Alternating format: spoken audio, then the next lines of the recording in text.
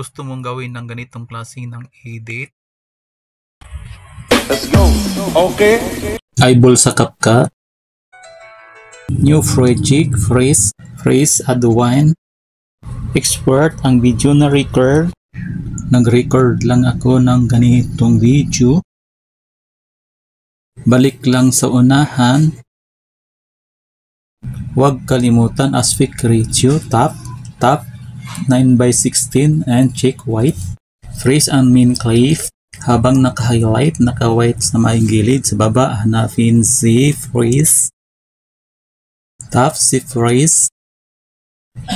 Hawakan ang dulo, i-adjust ang duration. I-forward unti ang video. Dito lang ako sa timing. Pag tumalon, bumaba ng unti. Tap ang main clip.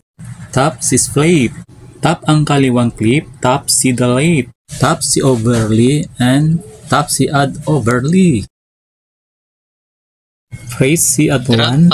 Export si green screen egal. Tap ang main clip. Tap si flip. Tap ang main clip sa may kanan. Sa baba, itap si delete. Tap si green screen effect. Tap si flip.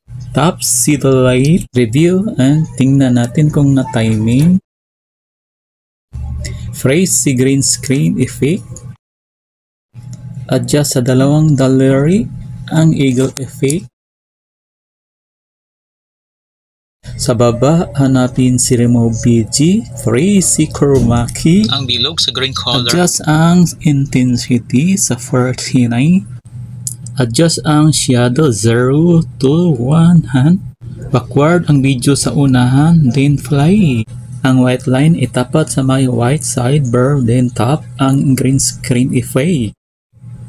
Sa baba, hanapin si adjust, then piliin natin si HSL. Tap si green color, adjust sa negative 100, check si white check, backward ang video sa unahan, and fly.